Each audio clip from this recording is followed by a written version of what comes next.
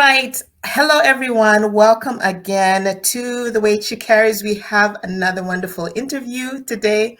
I'm here with my dear sister, and her name is Faith Gor. Now, I'm sure you have read Faith's articles on The Weight She Carries. She's one of our contributors. And if you have not, please, you need to go and read her story. You need to go and read her articles. She's truly a blessing and a woman who is doing a lot of inspiring things. So I just want to briefly introduce you, Faith, and then we can get into why you and I are talking today.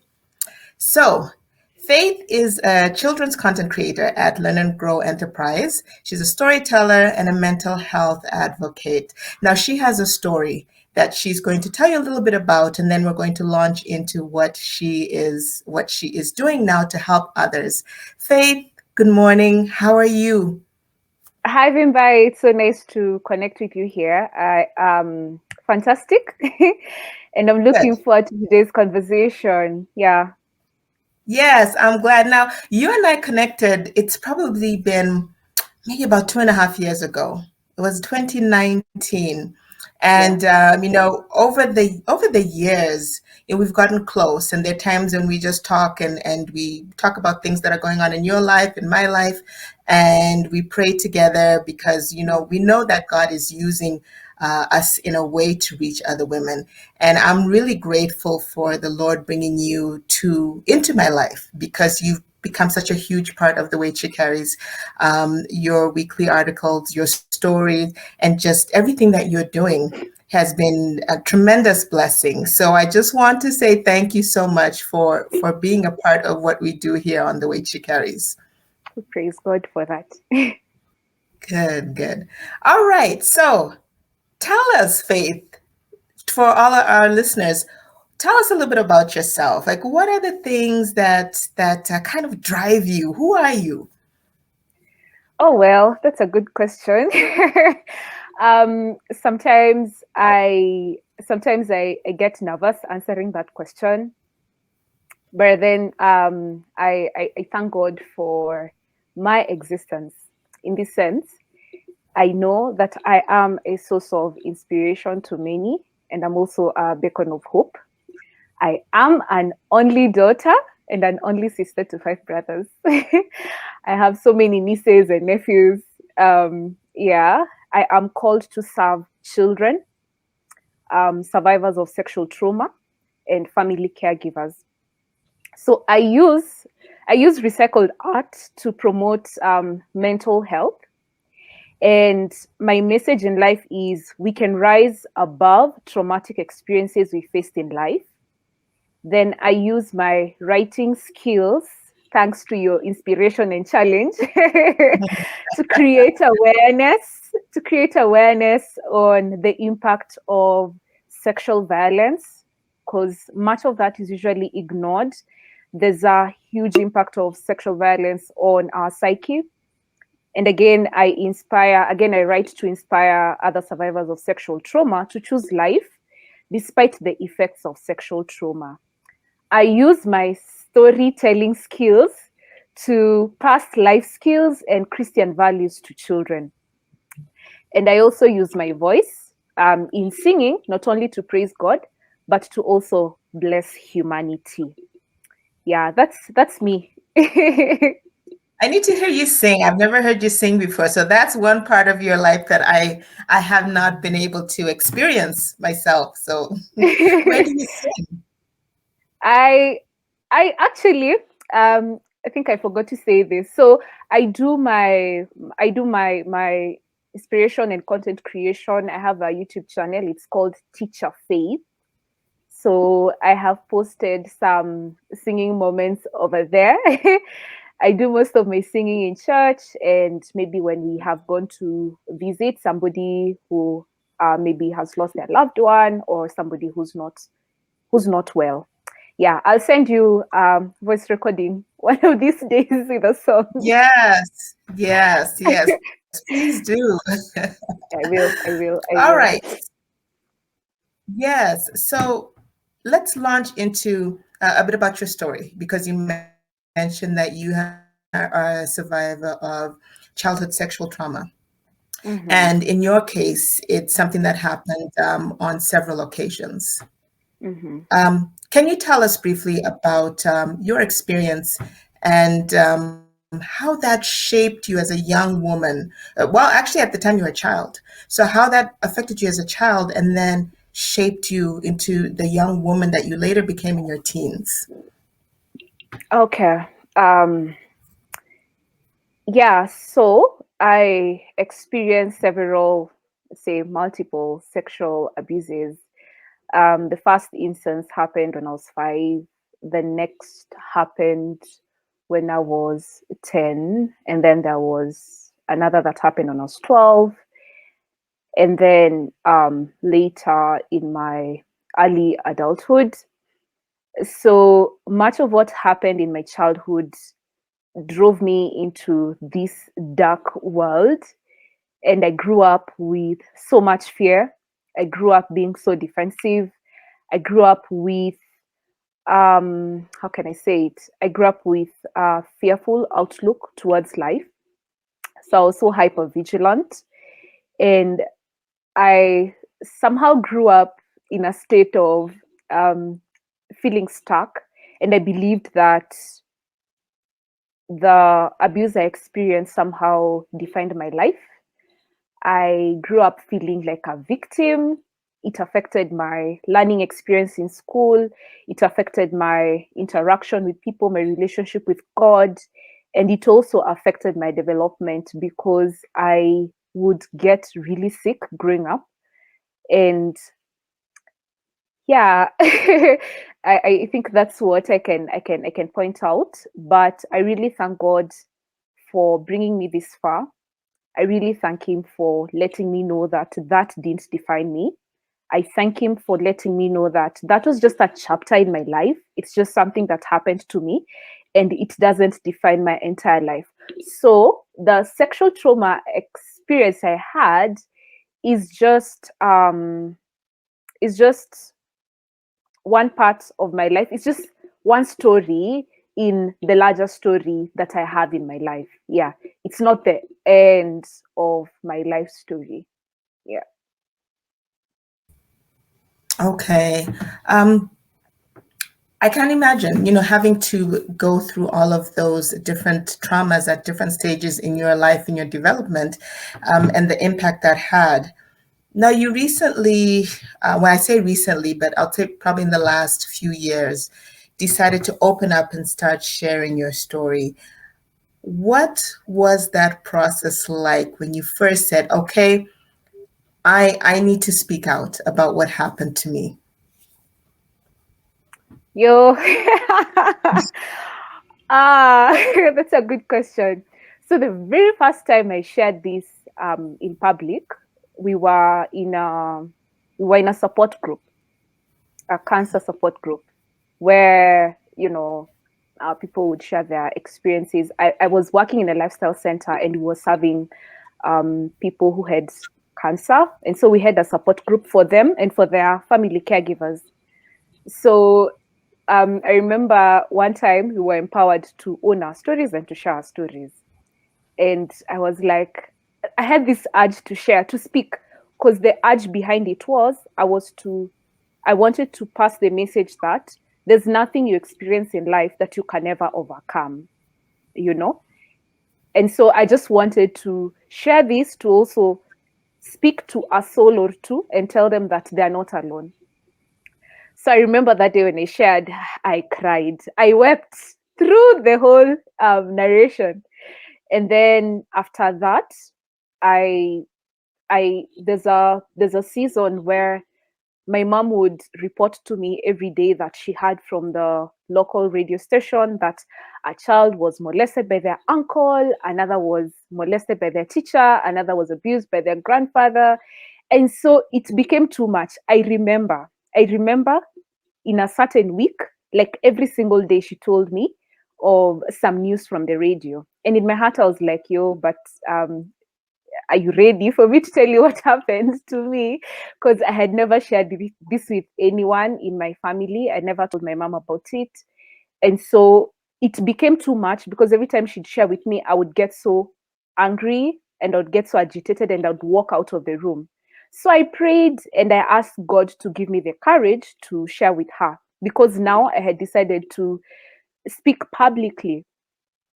And so God gave me the courage, and after, I shared with my mom before I went to speak in church, because I didn't want people calling her and telling her what I shared and telling her story. I just wanted her to get it from me, because I felt then it would have been easy for her to maybe handle the message. I don't know. um yeah, so after that, when I first spoke in church, it was a day where we were praying for children at risk, and a lot of times we miss out on praying for children who have been abused sexually.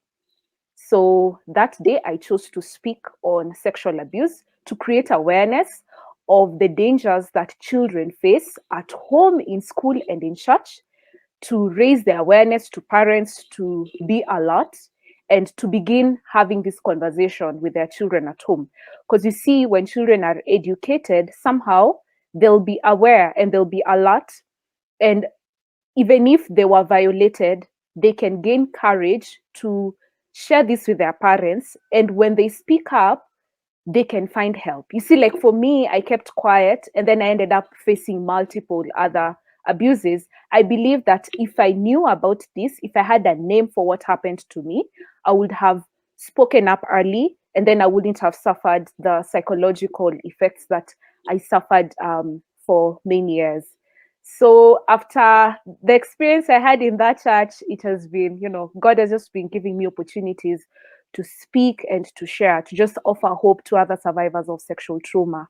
Yeah. Wow, what you said there is so key, is that when you're a child and you do not have those tools to be able to, even just the language to say what happened, because you are very young. You were about 5 or so, right? Was Yeah, that how old you were? five. 5, and so how do you even, at that age, as a child, you don't even really know what has happened. Something that happened is very bad. It's painful, but it's like, was it some kind of game? What is it? And so I think that's why what you're doing is so important, because you're giving children those tools, because once they have those tools, it can then help them, in their psychological development, and even be able to prevent future incidences from occurring, because now they're equipped with what they need to be able to say something to somebody about it. Yeah, and maybe to add on what you just said, you see, sometimes it's hard for children to speak, because a lot of times people who violate children are people they love, they're people they trust.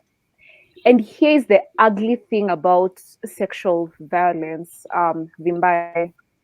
In as much as it's a violation, the body responds with pleasure, because just how God created sex, He created sex for pleasure. So having the violation and the pleasure that comes with it makes it hard to even voice what had happened to you, because you're like, okay, but it felt nice. So is it a bad thing? And maybe the perpetrator has given you some gifts. So how do you report somebody who's given you a gift? you know and it makes it so hard for children to speak. So when this conversation is done frequently, then they'll know that even if I am given money, it was wrong, I still need to report. And I think that's what inspired me to just go out there and share and create the awareness. Yeah. Yeah, so important. That part is often a part that people don't talk about, and I'm glad that you raised it. That our bodies are created in a certain way to respond to that, and it's part of what confuses the victim, because they don't Yeah. know what to do with that. Yeah. Wow, great conversation that we're having.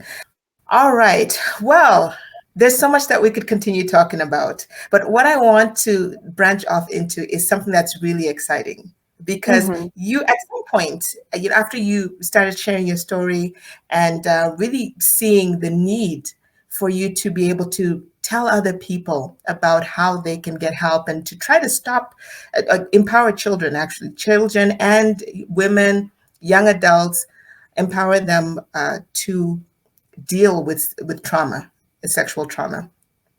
You began to now equip yourself with tools of how you can be even more effective in doing that. And you Mm. started to take courses and get some training. Talk to us about that. And then that's launching us into what you are now going to be offering people. I'm so excited about that. Next week you're having your program that you're doing, and it's group coaching. And Yep. talk to us about that. You making that decision that, okay, I'm going to get the tools that I need so I can be as effective as I can be towards now helping other people in their healing journey. Yo, thank you. So this goes back to let's say 2011 there. That's when I began thinking about I really wanted to do psychology. The reason I wanted to do psychology is so that I could serve other survivors of sexual trauma. What I didn't know then is that I actually needed a therapy.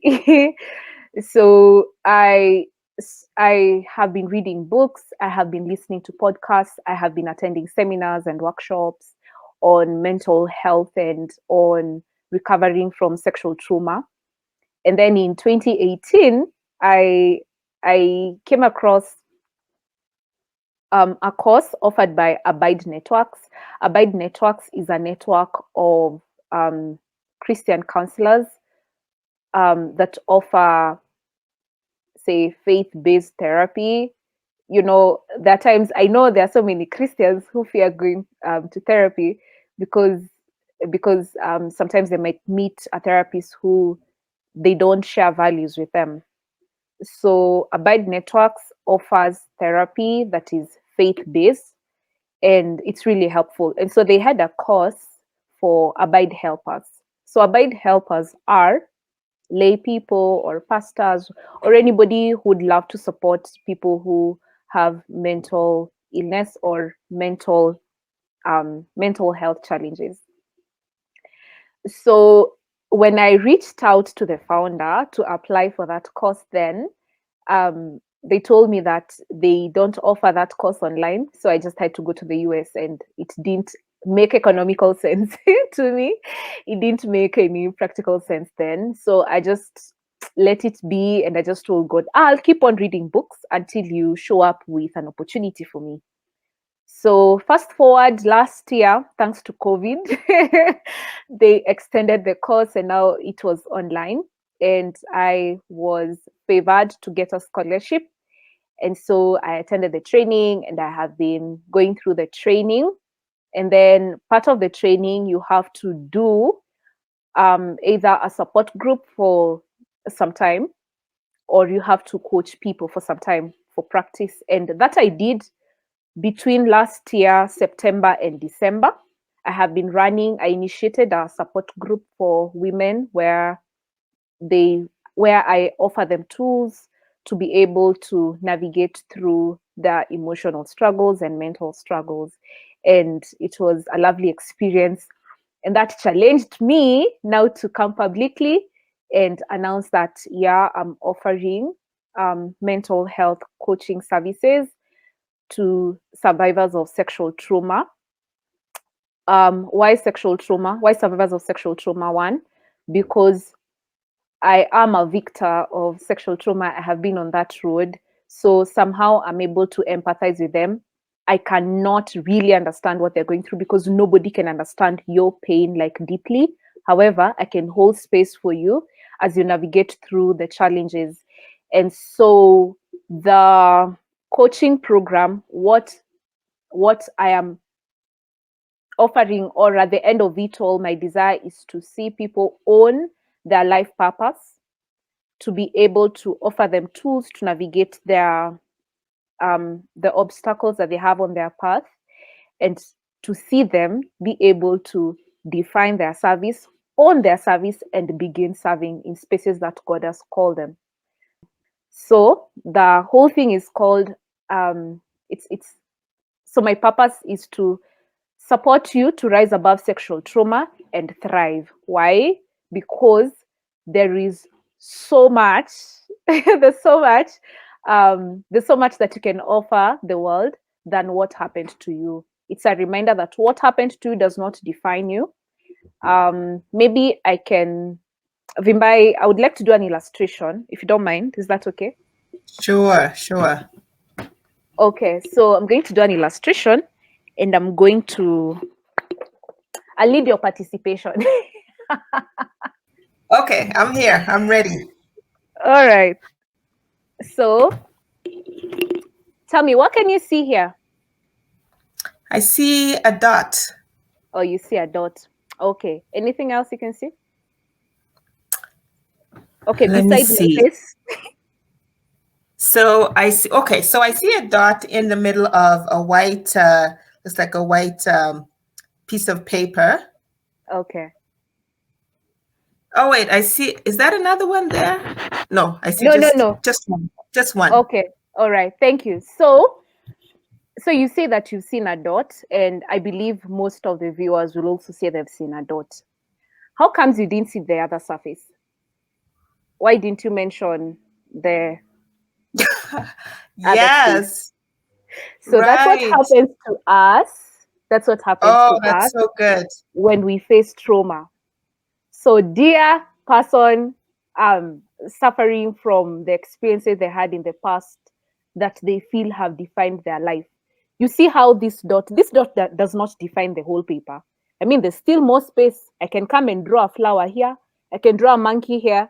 I can draw a smiley face over here. Though we have suffered pain, though we have suffered sexual violation, it's just a dot in your whole life. So there's so much more that you can offer in life than what happened to you. Even if there were many dots, there's still room. If there are many dots, we can join the dots and draw an image. That's the artist in me. From that Yes. dot, a lot Yes. can grow from there. So that is to just show you that there's so much in you. God has packed you with so many resources in you to enable you to live a thriving life. Another thing that I would like to remind you is we are actually wired for resilience. Did you know that? We are actually wired for resilience. There's nothing that you'll ever suffer in this life that will make you stuck or, that will destroy you completely. Why? Before Christ went to heaven, he gave a promise that I really love in John 16:33. Says that these things he has told us that in him we may have peace. In this life, we will suffer many tribulations, or rather, we will suffer tribulations, but we are to be of good cheer because he has overcome the world. So he's promised us peace amidst tribulation and cheerfulness amidst tribulation.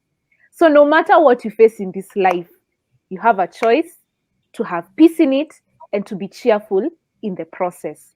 You can rise above sexual trauma and thrive. It does not define you. It does not define you. Yes, we cannot ignore the psychological effects of sexual trauma. I have experienced it. I have struggled with complex post-traumatic stress disorder. However, that does not define my life anymore. It's just a part in my life. When it happens, I'm like, okay, fine. So you've come, all right. So how do we handle this? And when it's gone, I'm able to proceed with life. So that's why Yeah. I'm here. So I'm here to hold another woman's hand and to reveal to them, to help them discover the tools that they have in them to be able to navigate through their current life challenges. Yeah. Yeah, that's so good. I love that illustration because it's so true. Like we focus on the little dot, and yet there's this whole paper. There's a whole paper, and there's Yeah. so much you can do with that paper, and we won't even notice the dot. And that's Yeah. what God does for us. Like if we Yeah. give Him our burdens, we give Him our pain, like He is going to redesign the whole page, and it's going to be a beautiful finished product. Mm, Wow. thank you. Yeah. That it's so amazing what you're doing, because it's so needed. The way you break things down. And this is why I encourage you, please, viewers, go and read Faith's articles on the way she carries. It's just a little drop in the bucket of what she has to offer, because when you read and how she intertwines God's love in all of the pain and experiences, and how through God's love we can overcome. And she writes it in a way that I have not seen anyone else write it. And so I know this coaching program that you have to offer, when you sign up, and now I'm talking to the women out there, sign up for this coaching program, you can already see what you're going to get. I mean, Faith has been talking here and we've been dialoguing, but you can just see the wisdom that she has and how she's bringing so much of herself into this program and what she's created. She not only does she have personal experience, but she has gone and got some training so that she's equipped and she can be even more effective in helping others. And then God has anointed her, and so she's walking with all kinds of she's just been given. She's been given this task, and I'm just excited for what you're doing, Faith, and for people who are going to sign up for this program. I know it's going to be a blessing. So I highly recommend that you do that. Faith, where do people sign up? How do they do it? And oh, we also did. I don't think we mentioned when the coaching program begins. Oh, I think I ran ahead of myself. So the coaching program begins. So the I'm offering two services. There's the group coaching program, because there are people who thrive well in a group setup, and then there are people who thrive well one-on-one. So that's a detailed setup. So for your one-on-one, okay, maybe where can you get the link? I think Vimba is going to share that with you, but you can also check out my Facebook profile, Faith Gor, Faith Gor. Then you can get more details from there. So for the one-on-one program, you'll need to book in. Yeah, so I'm offering a 1 hour program, and then for the group coaching program, it's beginning next week on Wednesday. That is February 2nd, 2022. The program will be running from 8 p.m. to 9:30 p.m. What we'll have is I'll be presenting, and then we'll have breakout sessions where you'll interact with each other, and then we'll have handouts, and then you'll have an assignment an assignment for you, because yes, I can give you the skills, but unless you play your part, it will be difficult for you to see the benefit of it. So I'll come in to cheer you and to empower you, then you will slowly pick up the pieces that you have, and of course, with God's grace, piece them together to bring beauty in your life. Yeah. So please go to my Facebook profile, Faith Gor, and then you'll get more details from there. You can actually reach me out. Actually, you can reach me through my Facebook profile. Yeah. Faith, thank you so much for joining me. I'm just excited. I'm excited for what is going to happen, and in the group sessions as well as the one-on-one coaching. So just keep shining, keep allowing God to use you, and he's going to amaze you. And in that process of helping others, he's also going to do a wonder in your own life. So thank you so much for making yourself available for God to use you in this way. Thank you. Can I say something? Sure. You know, somebody might be asking, why do I have to know my life purpose? Does it really matter? Viktor Frankl, in his book Man's Search for Meaning, states that he who has a why to life can face absolutely anything. I've just paraphrased it. When you have your why to life, or rather, when you have your why to living, then you can be able to face anything in life. Nothing can stop you. A good example, if you're traveling to maybe up country or to your village, your destination is going to the village to go visit your loved ones who are down there. If you find that the road has been closed or some tree fell on the road, do you go back to your home or do you park there and begin wallowing about the road that has been closed? I don't think so. I believe most of you will find another way to navigate and make sure you have reached your village. No matter how late you're going to get there, you will try to maneuver all the obstacles and be able to get to your village because that's your destination. And that's exactly how life is. God created us to reveal his character through us. You see, we live in an age where, like, we live in a world where there is war between God and Satan. And every day, each one of them, God and Satan, wants to reveal their character. So Satan reveals his evil, his character through um, the evil that he causes on our lives. And again, his agenda is to tell us that God cannot be trusted, that God does not love us, and we have no value. But God sends in people in our lives, or he sends in little graces to show us how much he loves us. And sometimes we tend not to see his goodness because we are so absorbed by what happened to us. I would love to be part of the people who are revealing God's goodness to the world because truly God is good. And that's actually the main purpose of life, to reveal God's goodness to the world. So are you going to allow God to reveal his goodness through your life? Or are you going to join in the other fellow in claiming that God does not exist, that God does not love us, that he cannot be trusted, and that we have no value? I believe that you have value, and what happened to you does not define you. And God is able to use your deepest pain to launch your great calling. Give him that chance today, and I believe you'll have a beautiful life.